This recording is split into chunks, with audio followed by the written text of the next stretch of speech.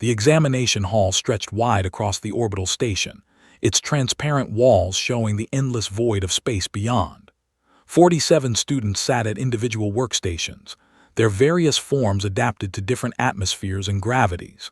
Some had 6 limbs, others had crystalline skin that refracted the station's artificial light. In the third row, sat perfectly still, her human hands moving with careful precision over the quantum drive components spread before her. Instructor moved between the rows on his 6 powerful legs. His species, had built a reputation across the galaxy for their ability to focus with absolute intensity. For 300 years, had taught advanced engineering at the Galactic Technical Institute. In all that time, he had never seen anything quite like the human student who now worked at Station 17. The examination was simple in concept but brutal in execution. Each student had to assemble a complete quantum drive relay system from base components. The drive had to meet exact specifications, with tolerances measured in micrometers. One mistake, one misaligned crystal or incorrectly calibrated field generator, and the entire assembly would fail. But the real challenge was not the technical work. The real challenge was maintaining that precision while chaos erupted around you. Believe that any fool could work in perfect conditions. Real engineers worked when the ship was dying, when alarms screamed, when fire consumed the air around them. So he had designed the distraction protocol, a teaching method borrowed from the oldest traditions. Students who could not maintain absolute focus under pressure had no place in space engineering.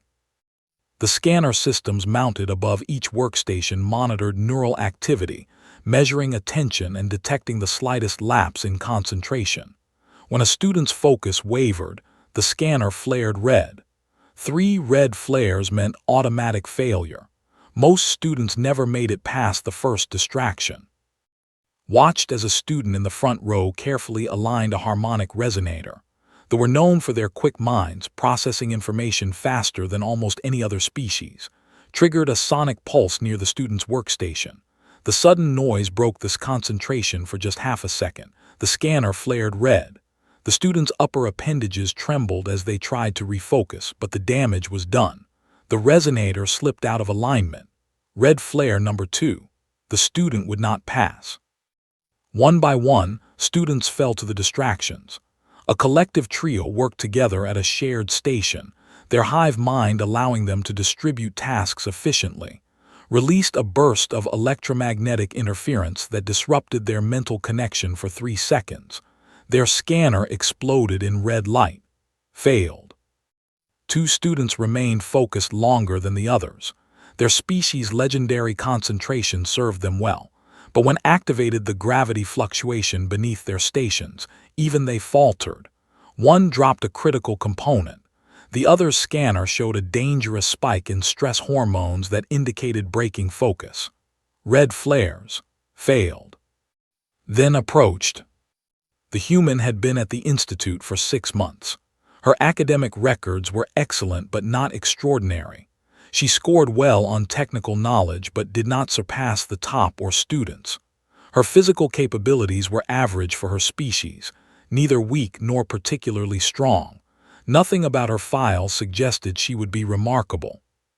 Yet here she sat, her scanner displaying solid green, perfect focus. Her hands moved steadily, connecting microconduits to power regulation nodes. Around her, students cried out in frustration or slumped in defeat, but its expression never changed. Calm, centered, working. Decided to escalate. He triggered a holographic fire alarm directly above her station. Red warning lights flooded her workspace. A synthetic voice screamed about hull breaches and oxygen depletion. Every instinct in a living being should respond to such threats. Fight or flee. Survival before all else. Did not even blink. Her scanner flickered for a fraction of a second, acknowledging the stimulus had been detected, then returned to solid green. Her hands continued their work, soldering a connection point that required absolute steadiness. Felt something he had not experienced in decades: surprise. He activated the environmental controls, dropping the temperature in its workspace by 15 degrees in 10 seconds. Humans were sensitive to cold, he knew. Their varied climate had made them adaptable but not immune to discomfort. Surely this would break her concentration. The scanner showed its body registering the temperature change.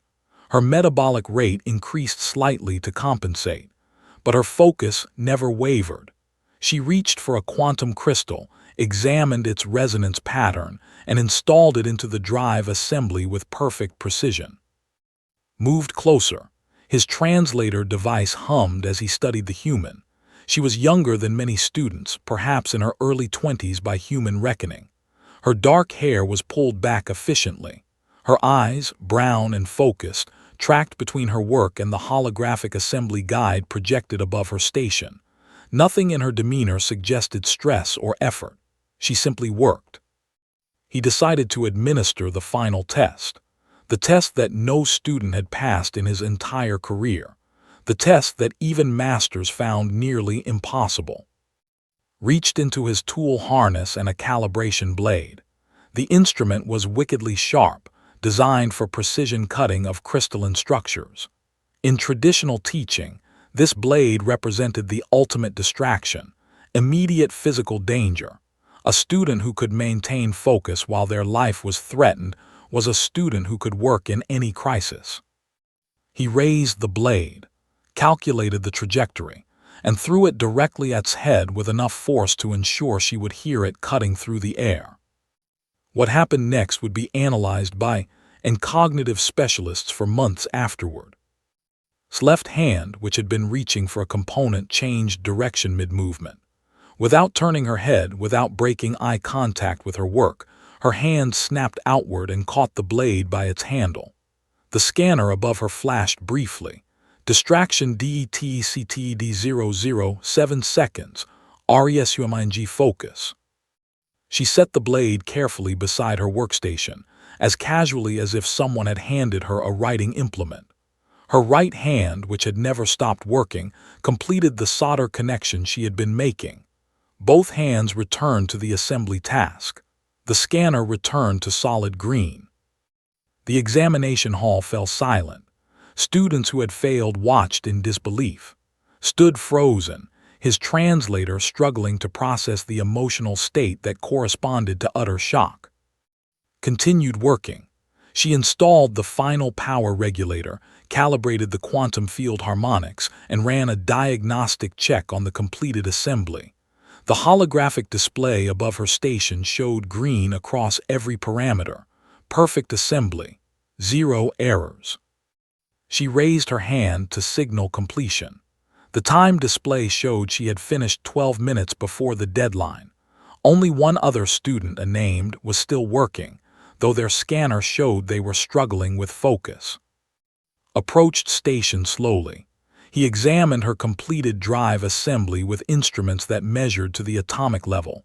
Every connection was flawless. Every calibration was exact. The work was not just acceptable, it was perfect. How? The translator carried his question in Galactic Standard language. How did you maintain focus? Looked up at him for the first time since the examination began. Her expression was polite, perhaps slightly confused by the question. I heard the blade, caught it, and kept working. Was there more to the test? 6 legs nearly buckled. She spoke as if catching a thrown blade while performing microsurgery on quantum components was normal. As if the distraction had been barely worth acknowledging. As if 300 years of teaching tradition meant nothing because a human simply decided to keep working. Your scanner detected the distraction, said, pointing to the recorded data. Your neural activity registered the blade. Your motor cortex engaged. Yet you never stopped the primary task. Yes, agreed. That's what you asked us to do, maintain focus despite distractions. But that is impossible. The brain cannot process a physical threat and maintain precision work simultaneously. You must choose one or the other. Tilted her head slightly, considering. Maybe brains work that way. Human brains don't. We evolved dodging predators while gathering food, hunting prey while watching for threats, making tools while staying aware of our surroundings. Doing two things at once is normal for us. Looked at the other human students in the hall. There were 5 others. 3 had failed early, unable to adapt to the teaching methods.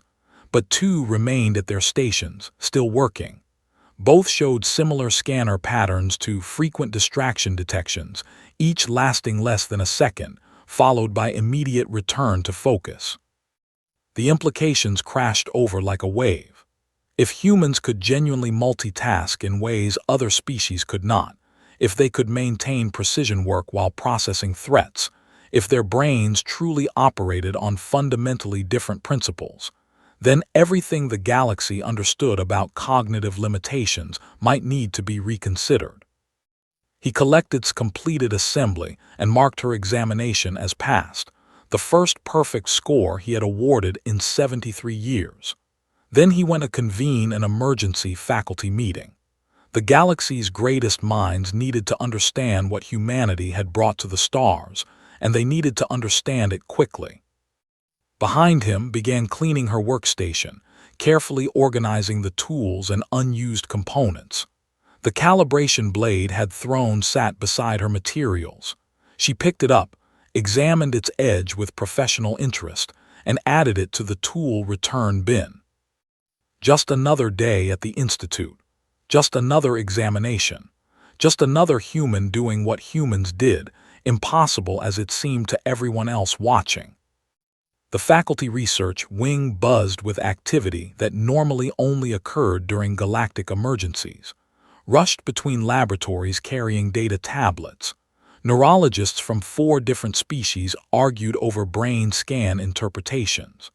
Cognitive specialists ran simulations that kept crashing because the results made no mathematical sense. At the center of the chaos stood Dr. Min, the only human physician stationed at the Galactic Technical Institute. He had received the emergency summons 3 hours ago while performing routine health screenings. The message had been marked urgent and classified, which was unusual for an academic institution. When he arrived at the research wing, he found 37 of the galaxy's leading scientists staring at holographic displays of examination performance like it was an artifact from an extinct civilization. Approached him immediately, his 6 legs moving with agitated speed. The instructor's translator was working overtime to convey his emotional state. Dr. Min, you must explain this. Your species cannot possibly function this way. It violates every principle of neural architecture we have established. Min looked at the displays. They showed brain activity during the examination, captured by the Institute's medical-grade scanners. The imagery was remarkable. Multiple regions of her brain lit up simultaneously, showing parallel processing across motor control, visual analysis, threat assessment, and precision calculation. The pattern looked less like focused work and more like controlled chaos. What specifically concerns you? Min asked, though he already knew the answer. A neurologist named Era projected a comparison scan. On the left, a brain during focused work showed intense activity in a single region, with all other areas dimmed to conserve processing power. On the right, his brain looked like a festival of light, with activity scattered across dozens of regions, all firing in complex patterns. This should not be possible, Era said, her rapid-fire speech pattern making the translator work hard. The energy requirements alone would exhaust the brain within minutes, yet your student maintained this state for 93 minutes during the examination. She should have collapsed from neural fatigue. Min smiled slightly. He had expected this reaction. He pulled up his own data tablet and began loading files he had prepared years ago when he first joined the Institute. May I show you something? The room quieted. He projected a video recorded on Earth, in a hospital emergency room during a major disaster. The footage showed a human surgeon working on 3 patients simultaneously. The surgeon moved between operating tables, performing a procedure on one patient while monitoring vitals on another while giving verbal instructions for the third. The surgery took 6 hours. All 3 patients survived. Impossible, breathed the observer. The surgeon cannot maintain sterile technique while dividing attention. The risk of error would be catastrophic. And yet, Min said gently, this is considered normal in human emergency medicine. We train for it. We practice it. We build entire response protocols around the assumption that one human can manage multiple critical tasks simultaneously. He loaded another file. This one showed a human pilot during a combat training exercise. The pilot's brain scan was visible alongside the video. She dodged incoming fire while calculating jump coordinates, while managing power distribution, while maintaining communication with her squadron, while eating a nutrition bar. Her brain scan looked similar to multiple regions active, processing in parallel. How? Demanded. How does the brain not simply fail under such load? Min took a breath. This was the explanation he had given dozens of times to alien colleagues who could not understand humanity's evolutionary path. Our brains did not evolve for focus. They evolved for survival. Earth is what we call a death world. Everything on our planet was trying to kill us for millions of years. He brought up images of Earth's ecosystem. Predators with teeth like knives. Venomous creatures hiding in plain sight. Weather patterns that could shift from calm to lethal in minutes. The alien scientists leaned closer, fascinated and horrified. Human ancestors had to track prey animals across vast distances, watching for prints and behavioral signs. But while tracking, they also had to watch for predators that might be stalking them. And while watching for predators, they had to maintain awareness of their group members, communicate through gestures and sounds, monitor weather patterns, remember the location of water sources, and plan the next 3 or 4 moves in advance. Min paused to let this sink in. Single focus meant death on Earth.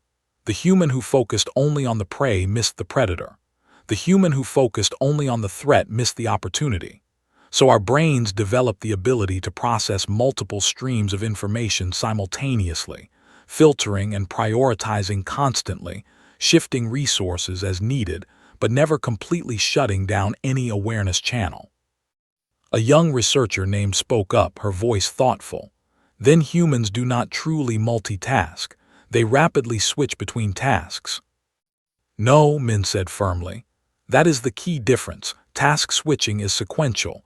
What humans do is genuinely parallel. Watch's brain scan again at the moment the blade was thrown. He replayed the critical moment.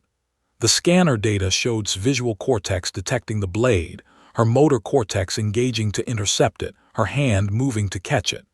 But simultaneously, her prefrontal cortex maintained the engineering calculations. Her other motor cortex continued the soldering action. Her working memory held the assembly sequence.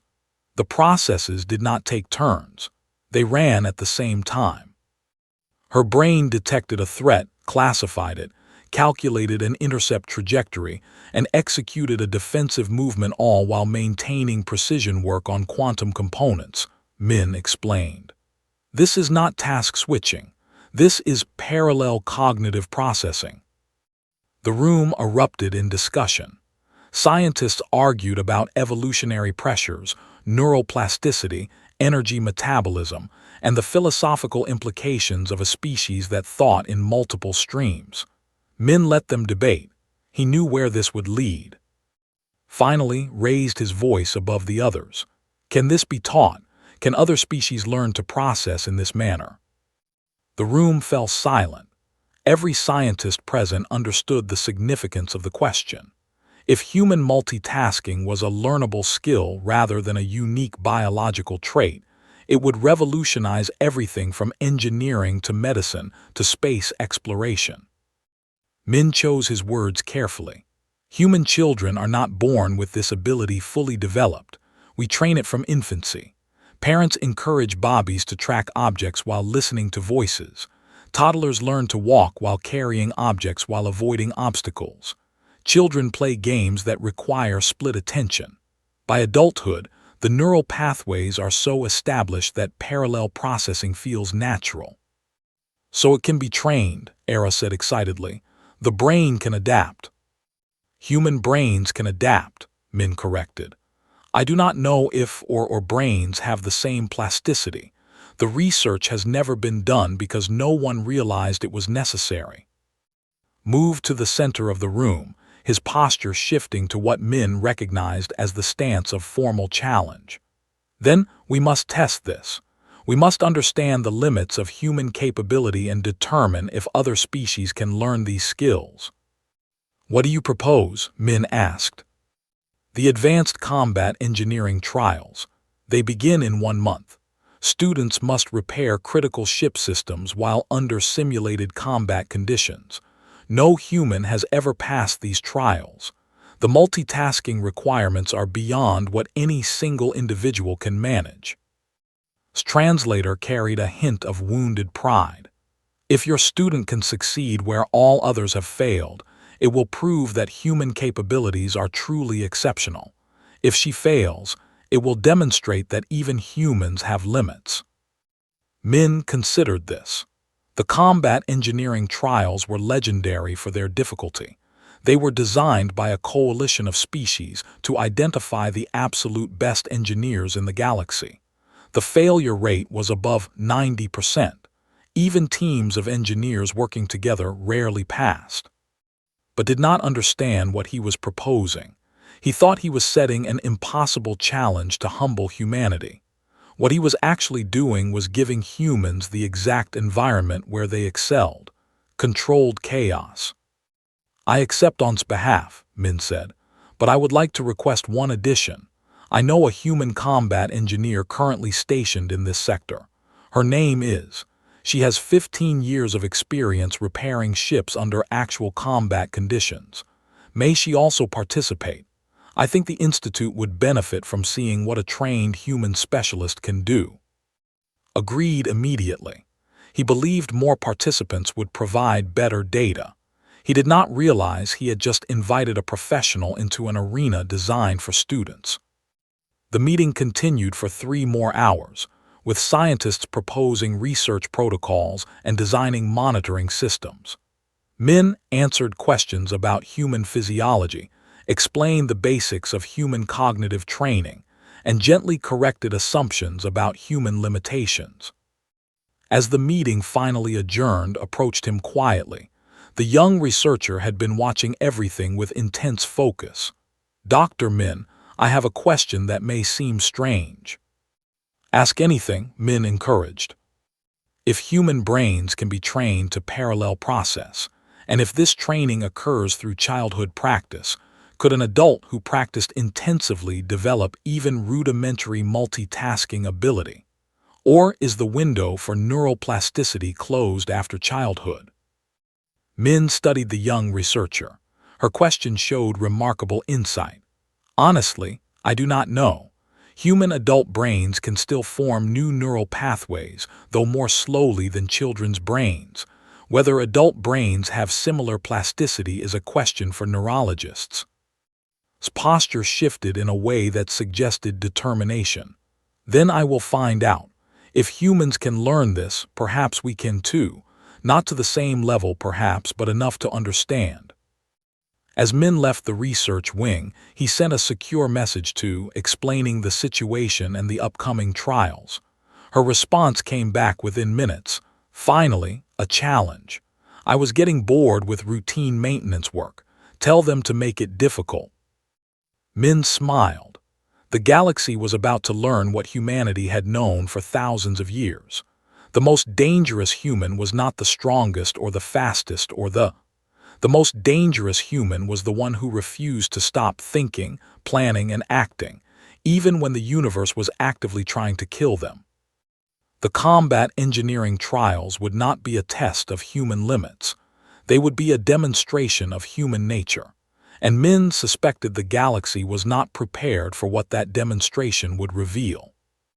The combat simulation arena occupied an entire section of the orbital station. a massive spherical chamber that could generate any environment from ice worlds to volcanic hellscapes. Today, it was configured to look like the interior of a damaged warship: sparking conduits, twisted metal, failing life support systems, and a critical reactor on the edge of catastrophic meltdown. The observation galleries were packed. Word had spread through the Institute and beyond about the human who caught a blade without breaking focus. Scientists from 3 sectors had traveled to watch. Military observers from a dozen species took notes. News feeds from 4 different networks broadcast the event live. 12 candidates stood at the entrance to the arena. 3 masters, each with decades of engineering experience. 2 technical prodigies who could process diagnostic data faster than any computer.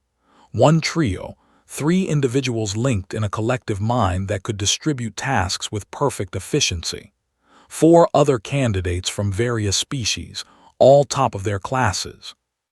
And 2 humans, and wore standard Institute engineering gear, her tool harness carefully organized. She looked calm but focused, reviewing the mission briefing one last time. Beside her, presented a stark contrast. The combat engineer wore a military-grade environmental suit covered in scorch marks and repair patches. Her tool harness looked improvised, with equipment clipped at odd angles that somehow seemed perfectly positioned for quick access. Where looked prepared looked ready. Stood at the arena control station, his voice amplified through the speaker system. The trial is simple. You have 30 minutes to repair a damaged ship's reactor before it reaches critical failure. If the reactor fails, the ship and everyone on board dies. This is the simulation. Your reality is more complex. He activated the arena systems. While you work, the ship is under attack. Hostile drones will engage you. They fire stun rounds that are non-lethal but extremely painful. Gravity will fluctuate. Fires will break out. Oxygen levels will drop. Communication systems will fail. You will be alone in chaos. This is the reality of emergency engineering in combat situations. The candidates entered the arena one by one, each assigned to an identical damaged reactor in different sections of the simulated ship. Holographic displays showed their progress to the observers. Medical scanners monitored their vital signs and neural activity. The trial began. Within 2 minutes, the first candidate was eliminated.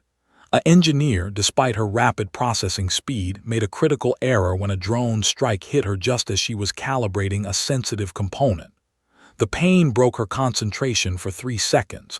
3 seconds was enough. The calibration failed, cascading into a system lockup that could not be recovered.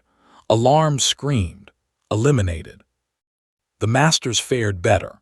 Their legendary focus served them well. When drones fired, they worked through the pain. When gravity shifted, they magnetic locked their equipment and continued. But their single-focus approach had a weakness. While concentrating intensely on one repair, they missed warning signs of other failures. One master was so focused on a power conduit repair that he did not notice a fire spreading behind him until it consumed critical components he needed. Eliminated. The trio worked in beautiful synchronization. One individual diagnosed problems while another gathered tools while the third performed repairs. Their collective mind distributed tasks perfectly. They made excellent progress, working faster than any other candidate. Then the arena's emergency protocol activated a simulated hull breach between them. Blast doors slammed shut, separating the 3 into different compartments. Alone, cut off from their collective link, each froze. They were not trained to function as individuals. Their strength was their unity, and now that unity was broken. Within 30 seconds, all 3 were curled up in defensive postures, unable to continue. Eliminated. Observers watched display with intense interest. She worked methodically, her movements efficient but not rushed. When the first drone appeared, she glanced at it, calculated its trajectory, and dropped behind a piece of damaged equipment just as it fired. The stun round missed. She continued her diagnostic work while crouched in cover. Her scanner showed constant activity. Distraction detected, drone approach. Compensating, resuming. Distraction detected, gravity fluctuation. Compensating, resuming. Distraction detected, temperature spike. Compensating, resuming. But she kept working. When a fire broke out near her reactor, she grabbed an emergency extinguisher with one hand while her other hand continued connecting power relays. She vented the fire to space through an emergency airlock, never stopping her verbal count of the relay sequence. The observers were amazed. She processes the threats but does not stop for them. How does she maintain precision while her environment is actively hostile? Min, watching from the faculty gallery, explained quietly to those around him. She is not maintaining precision despite the chaos. She is using the chaos. Every threat gives her more information about the ship's status. The fire told her which sections still have atmosphere. The gravity fluctuations told her which systems are failing. The drone attacks told her which corridors are clear. She is not blocking out distractions. She is processing them as additional data. Then attention shifted to display, and the gallery fell silent. Was not working methodically. She was flowing. She moved through the damaged ship section like water finding paths through cracks. When drones appeared, she did not hide. She dodged the first shot, grabbed the drone out of the air with her left hand, repurposed its power cell for her welding torch with her right hand, and threw the disabled drone at a second drone, destroying both. She did this while maintaining a verbal running commentary of her repair sequence for the judges. Her scanner was a strobe light of detected distractions, hundreds per minute, but her hands never stopped moving. She repaired components while hanging upside down in failed gravity. She rerouted power conduits while fire raged around her. She solved complex engineering equations in her head while physically fighting off 3 drones simultaneously. The military observers leaned forward. This was not a student performing well on an exam. This was a professional operating in her element. This was what humans looked like when they were actually trying. At the 15-minute mark, one of the masters remained in the trial. A veteran named Ev, he had adapted to the chaos better than his colleagues. He worked steadily, managing the repairs with impressive skill. His scanner showed he was struggling with the multitasking requirements, but he pushed through with sheer determination and experience. At the 18-minute mark, disaster struck his position. 3 systems failed simultaneously, a situation designed to be nearly impossible for single-focus engineers. Ev had to choose which to address first. He chose the power relay, knowing it was critical. But while he worked on it, a cooling line he had not monitored burst, flooding his workspace with superheated steam. He pushed through the pain, finished the relay repair, but when he turned to address the cooling line, he found the damage had spread too far. Eliminated. The gallery erupted in shocked conversation. No candidates remained except the 2 humans. Reached the 20-minute mark and stood back from her reactor. Repair sequence complete. Reactor stable. All systems green. I am going to help now. His voice came over the speaker. That is not permitted. Each candidate works individually. The mission brief said repair the reactor and save the ship, countered. It did not say I had to stay in my assigned section. The ship has multiple reactors. Mine is fixed. Hers might need help. Are you telling me to ignore a crew member who might need assistance? The judges conferred quickly. She was technically correct. The mission parameters did not prohibit movement between sections. They granted permission. Moved through the simulated ship to position, fighting drones and navigating hazards as she went. When she arrived, she found making steady progress but struggling with a particularly complex harmonic calibration that required tools in 3 different locations simultaneously. Need another pair of hands? Asked. Did not look up from her work. Grabbed the resonance calibrator from the port panel. I need harmonic readings on the tertiary coil while I adjust the primary frequency and monitor the power flow. They worked together for the next 4 minutes, moving in practiced coordination despite having never trained together. called out readings while made adjustments while both of them fought off drones and managed environmental hazards. Their combined efficiency was remarkable. At 24 minutes, reactor stabilized. All systems showed green. Mission complete. The arena powered down. The simulated chaos faded. Silence filled the observation galleries. Then someone started clapping. A scientist, recognizing excellence regardless of species. Others joined. Within seconds, the galleries erupted in applause. And emerged from the arena, looking tired but satisfied. Medical teams checked them over. Both showed elevated heart rates and stress hormones, signs of significant physical exertion, but nothing dangerous. Approached them slowly. His translator worked to convey the complex emotional state of respect mixed with confusion mixed with wounded pride. I do not understand. The trial was designed to be impossible for any individual. Multiple simultaneous failures, constant threats, time pressure. How did you not only survive but complete the mission with time to spare? Shrugged, a very human gesture. You said it yourself. This is what emergency engineering looks like in combat. Multiple failures, constant threats, time pressure. This is literally what I do for a living. You built a training scenario that happens to be my normal Tuesday. But the cognitive load, insisted. The scanner data shows you were processing hundreds of threats while performing precision repairs. This should exceed any biological capacity. Answered this time, her voice patient. Instructor, you are thinking of threats and repairs as separate tasks. We do not. When sees a drone, she is not distracted from repairs. The drone tells her about power distribution in that section. When I feel gravity fluctuate, I am not distracted from calibration. The fluctuation tells me which gravitational compensators are failing. Every threat is information. Every distraction is data. We are not doing separate tasks. We are doing one task. Understand the ship and fix what is broken.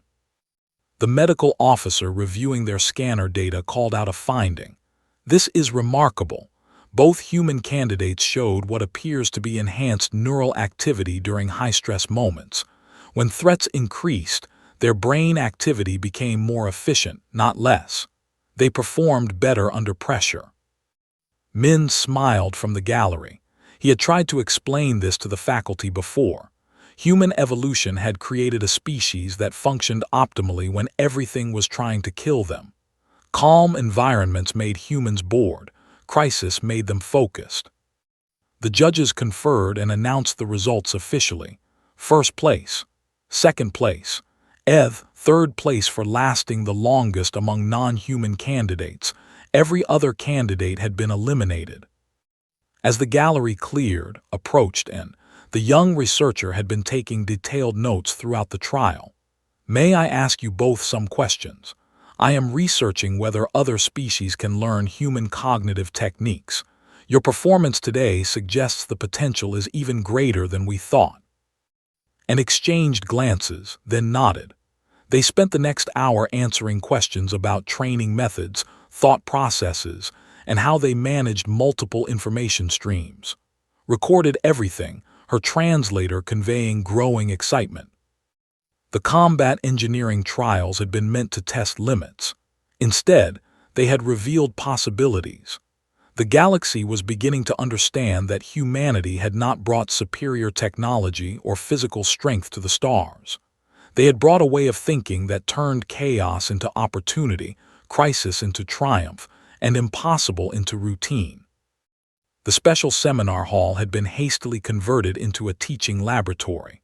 Workstations lined the walls, each equipped with basic task simulators. Holographic displays showed simple exercises, walking while balancing objects, reading while listening to audio, solving puzzles while monitoring timers. Things that human children did naturally. Things that the 37 alien students now attempting them found nearly impossible. Minyu watched a student try to walk a straight line while tossing a ball between their appendages. This rapid processing mind should have made this simple, but they kept stopping to throw the ball, then stopping to walk, unable to maintain both actions simultaneously.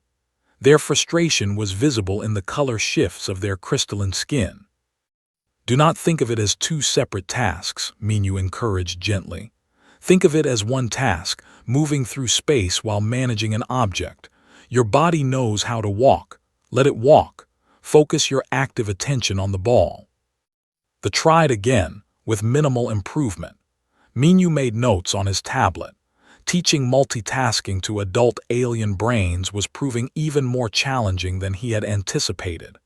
These were brilliant scientists and engineers, top of their fields, and they struggled with activities that human toddlers mastered. Beside him studied the neural scans with intense focus.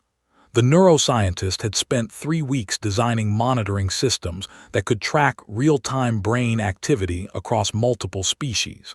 The data was fascinating and troubling. Their brains are trying to task switch rather than parallel process, explained to a group of observers. Watch this scan. When the subject attempts to walk and throw simultaneously, you can see their neural activity literally switching back and forth. Walk, throw, walk, throw. It creates a stuttering effect that makes both actions inefficient. Can this be changed? One of them asked. Or is their neural architecture fundamentally incompatible with multitasking? Hesitated before answering. I do not know. Human brains develop multitasking capabilities during critical growth periods in childhood. Adult human brains can still learn new patterns, but more slowly. Whether adult alien brains have similar plasticity is unknown. We are in completely uncharted territory. Across the room, Min led a discussion group on human cognitive development. He showed videos of human infants learning to track objects while being held, toddlers learning to walk while carrying toys, children playing games that required divided attention. The key is that humans do not think of this as training, Min explained. It is simply how we live. A human parent holds a baby while talking to another adult while preparing food while monitoring the environment for dangers. The baby observes this and learns that this is normal behavior. By the time the child reaches school age, basic multitasking is already established. An observer raised a question through their collective translator. But your infants are helpless for years. Our young are independent within weeks. We do not have the extended development period that would allow such training. That is a valid challenge, Min acknowledged. Human childhood is unusually long compared to most species. This extended development period may be essential for establishing the neural pathways that enable multitasking. If so, adult training may have limited effectiveness. The discussion was interrupted by excited shouting from one of the workstations. Minyu rushed over to find the young researcher, standing perfectly still with her eyes closed. In her primary appendages, she held a stylus that she was using to write mathematical equations on a holographic display. In her secondary appendages, she held a diagnostic tool that was scanning a piece of equipment. Both tasks were progressing simultaneously. I did it, said, her voice filled with wonder. I am processing the scan data and solving the equations at the same time. They feel separate but connected, like two streams flowing in the same direction. Minyu immediately called over. The neuroscientist placed additional scanners around and pulled up the neural activity display for everyone to see. The room fell silent as they watched. Brain scans showed something unprecedented. New neural pathways were visible, thin threads of activity connecting regions that typically did not communicate directly in brains. The pattern was not identical to human multitasking, but it was clearly parallel processing rather than task switching. How long have you been practicing? Asked, her voice barely containing her excitement. Every day since the combat engineering trials, replied. 16 hours per day. I started with the simplest exercises, walking while counting, reading while listening. I practiced until my mind felt like it would break. Then I practiced more, 3 weeks of constant training. Your brain has physically changed, said, pointing to the scan. These pathways did not exist in your baseline scans from a month ago. You have literally rewired your neural architecture through intensive practice. The implications crashed through the room like a shockwave. If one could develop multitasking abilities through training, then the skill was not uniquely human. It was learnable, difficult, requiring intense dedication and possibly years of practice, but learnable. Who had been observing the classes with skeptical interest, approached slowly. How does it feel? When you process both tasks simultaneously, is it comfortable or does it cause strain? It is strange, admitted. Not painful but unfamiliar, like using a limb I did not know I had. The equations and the scan data exist in separate spaces in my mind, but I am aware of both. I think humans would say it feels natural to them. For me, it feels powerful but artificial, something learned rather than innate.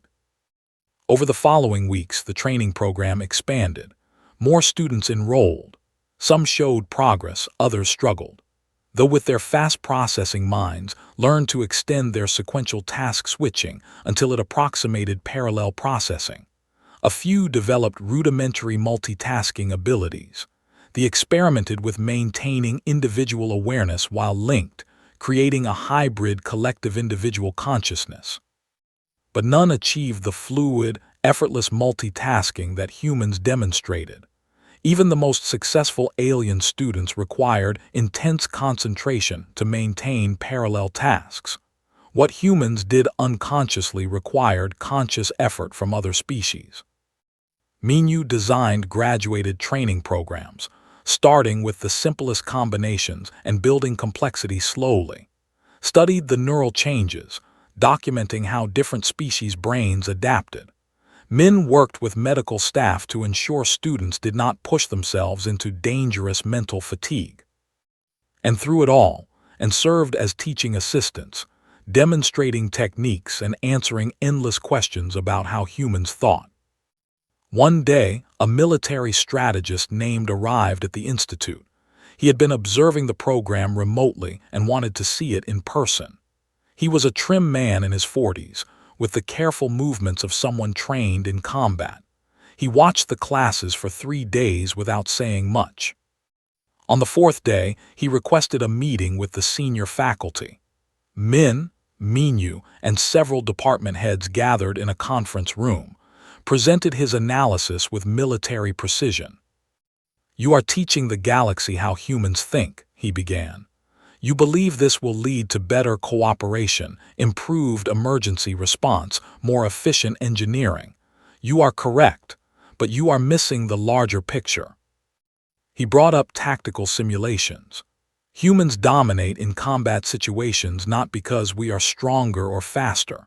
We dominate because we can track multiple opponents, manage multiple weapon systems, coordinate with multiple team members, and adapt to changing conditions all simultaneously.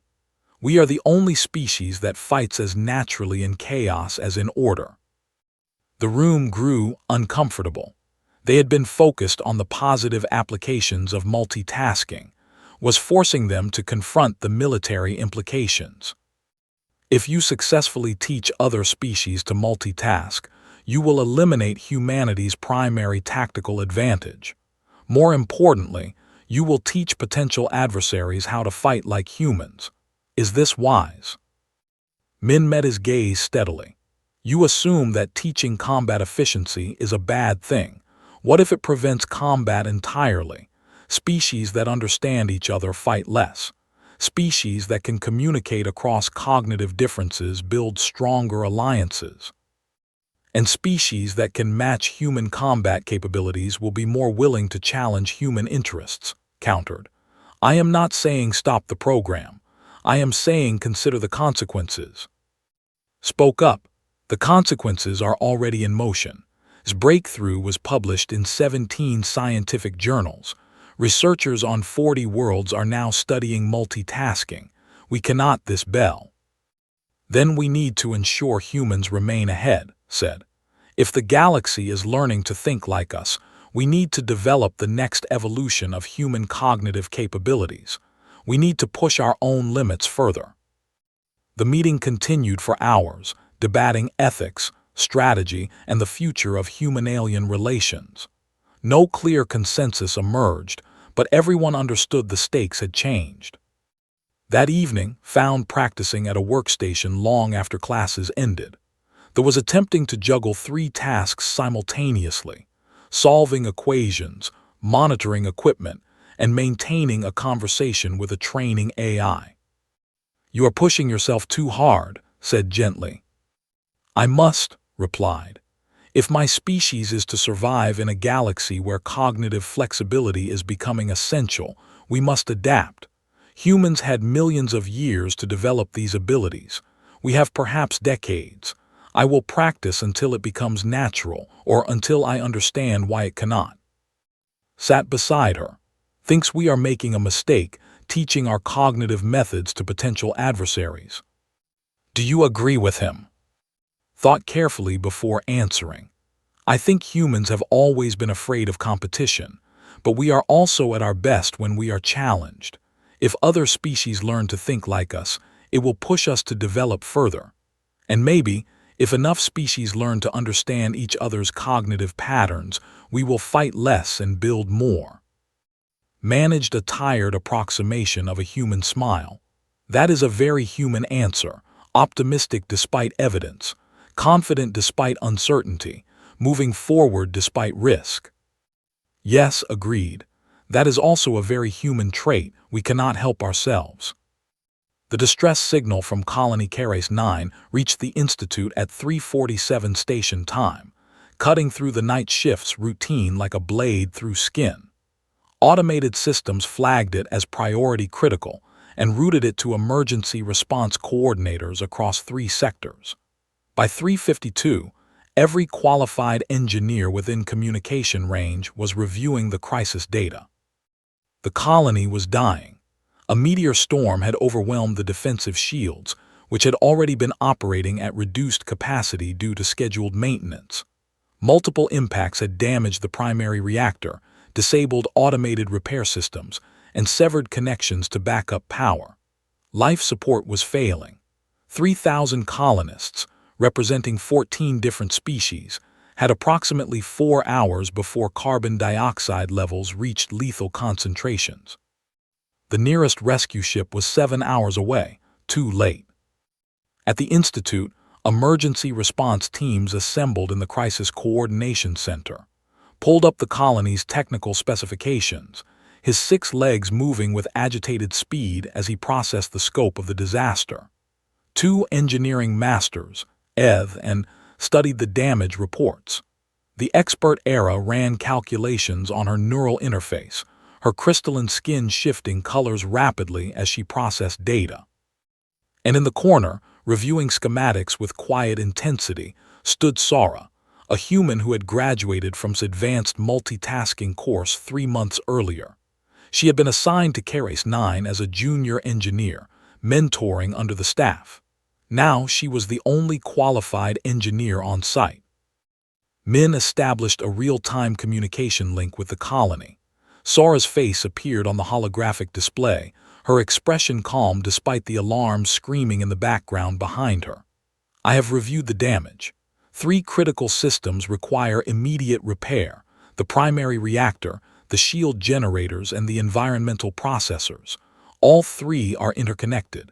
Any adjustment to one affects the other 2. Eth analyzed the technical requirements. Each repair requires a minimum of 45 minutes of focused work by a specialist. The reactor alone demands constant attention to prevent cascade failures.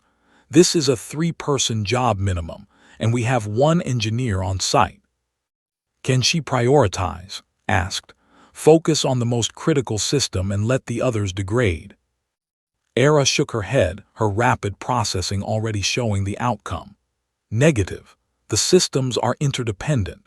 If the reactor is repaired but shields remain down, another meteor strike will destroy the reactor again. If shields are repaired but environmental systems fail, everyone dies of asphyxiation. All 3 must be addressed simultaneously." Then we must accept casualties, Eth said heavily. Evacuate who we can to the shelters, seal sections, reduce the population that needs life support. No, the word came from Sara, her voice cutting through the discussion. I can do this. The coordination center fell silent. Everyone turned to look at the holographic display where Sara stood in the damaged colony, surrounded by sparking equipment and failing systems. Translator struggled with his emotional state. Sara, you are a talented engineer, but this requires 3 specialists working in perfect coordination. One person cannot. One cannot, Sara interrupted. One cannot.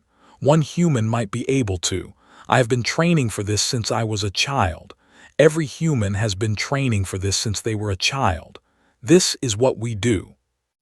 On another display's face appeared. She had been monitoring the crisis from her quarters. Sara, I am accessing your colony's technical database now.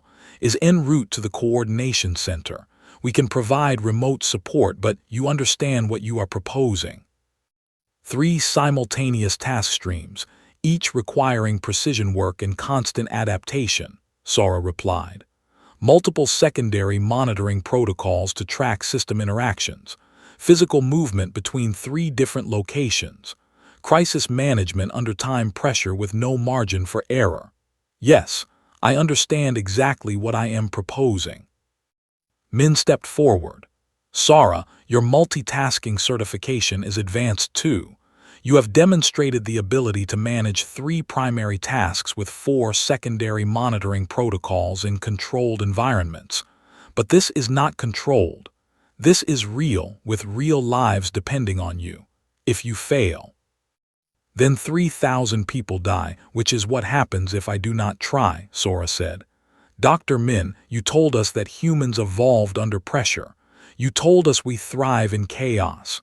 You told us that what seems impossible to other species is just Tuesday for us. Were you lying? Min smiled despite the gravity of the situation. No, I was not lying, but I need to know you understand the risk. I understand perfectly, Sara replied.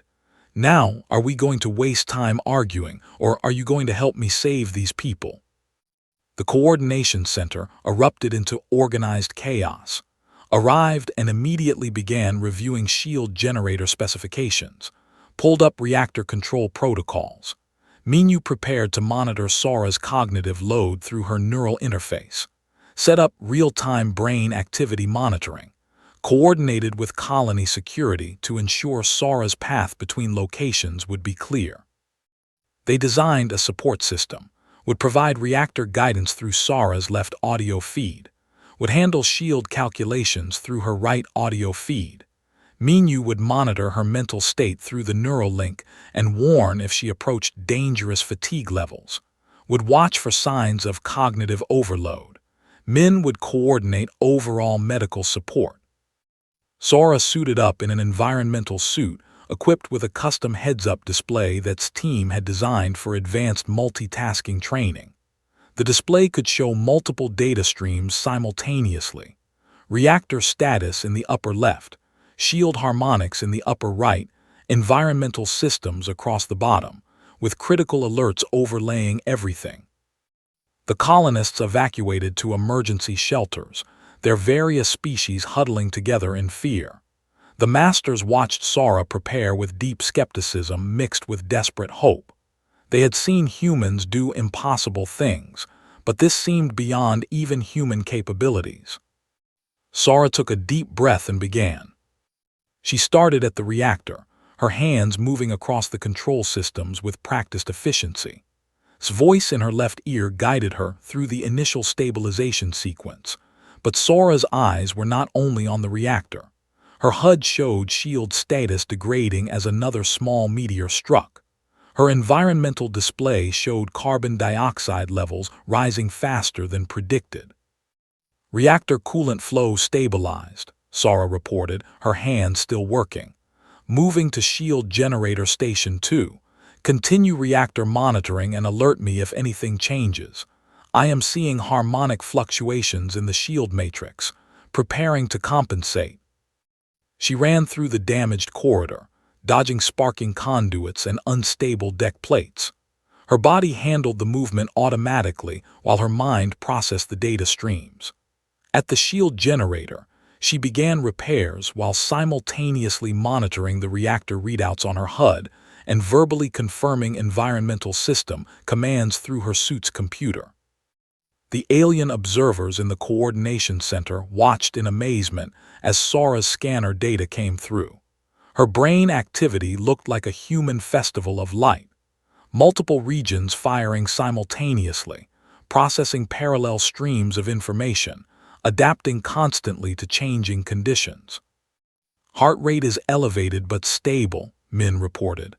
Adrenaline levels high but within acceptable range. She is stressed but managing.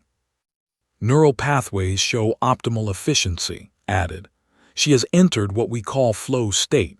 The multitasking has become automatic. A meteor struck near the shield generator, causing a power surge.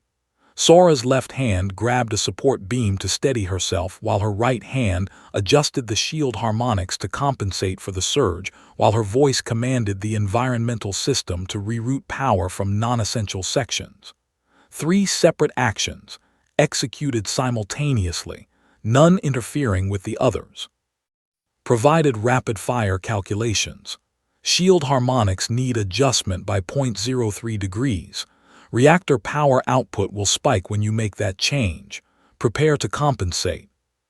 Understood, Sora replied. In her HUD, she could see the predicted spike, already calculating the reactor adjustments she would need to make. Making shield adjustment now. Reactor compensation in 15 seconds. Ready, confirmed. Adjust cooling flow to Section 3 and increase magnetic containment by 2%. Sora's hands worked the shield controls, her eyes tracked the reactor readouts, her voice commanded the environmental system. The coordination was so smooth it looked choreographed, but it was pure real-time adaptation. 15 minutes in, the first major crisis hit. A cascade failure in the environmental system threatened to shut down oxygen circulation to 2 entire sections of the colony. Sora was at the reactor, her hands deep in a delicate realignment of the power flow systems. Without stopping her work on the reactor, she began troubleshooting the environmental failure. Her voice rapid-fired commands to the computer, while her hands continued the reactor work without pause. Minyu watched her brain scan in amazement as she added a 4th primary task stream to the 3 she was already managing. Cognitive load at 85%, Minyu warned. Approaching dangerous levels. Noted, Sora replied, her voice strained but steady. I can handle this. She solved the environmental crisis in 90 seconds, rerouting systems through backup pathways she had memorized during her first week at the colony. Then she dropped back to 3 primary task streams, her cognitive load decreasing to 70%. 20 minutes in, she was moving between all 3 locations in a carefully planned circuit. Reactor adjustment, sprint to shields, shield calibration, sprint to environmental control, environmental rerouting, sprint back to reactor.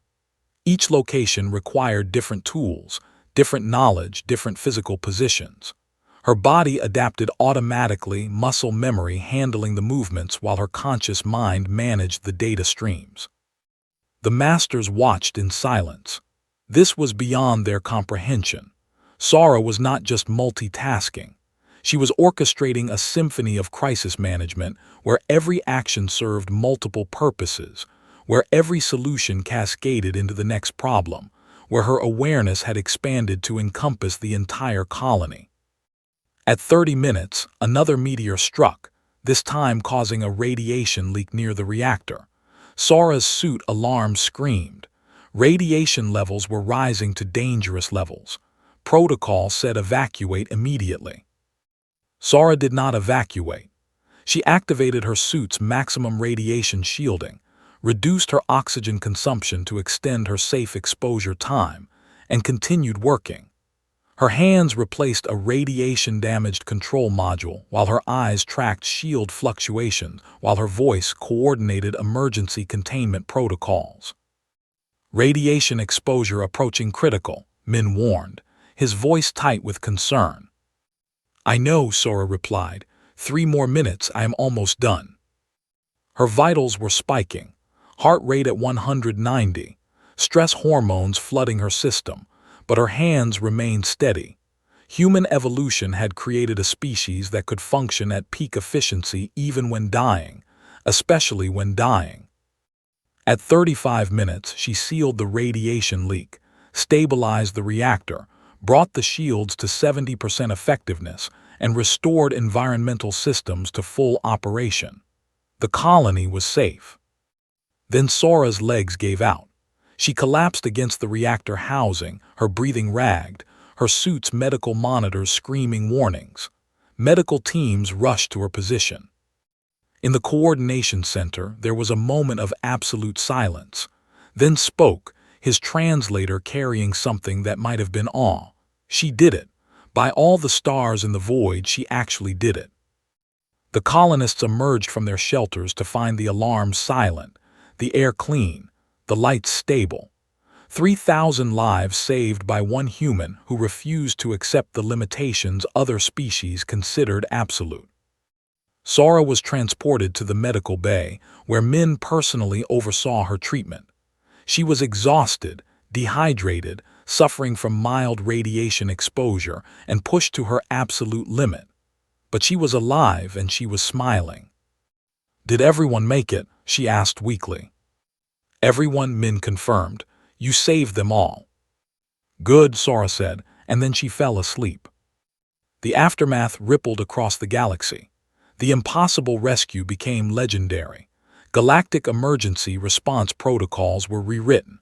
Training programs based on human multitasking principles became mandatory. Colony defense systems were redesigned to account for the possibility of human-level crisis response. But perhaps the most significant change happened quietly, in research laboratories and training centers across hundreds of worlds. Species that had believed their cognitive limitations, where biological facts began to question those limitations. If one could learn to multitask, if systems could be designed around human cognitive principles, if the impossible could become routine, then perhaps there were no real limits, only challenges waiting to be overcome. Published a paper titled Neuroplasticity Across Species, Evidence for Learnable Cognitive Flexibility. It became the most cited scientific work of the decade. Its advanced multitasking course expanded to 15 different stations, with waiting lists spanning years. And throughout the galaxy, in emergency response centers and engineering schools and military academies, instructors began teaching their students something new. They taught them that focus was not about blocking out the universe. It was about processing all of it at once and finding the signal in the noise. They taught them that distraction was not failure. It was additional data. They taught them that the impossible was just difficult. They taught them to think like humans. And slowly, carefully, with great effort and dedication, some of them learned.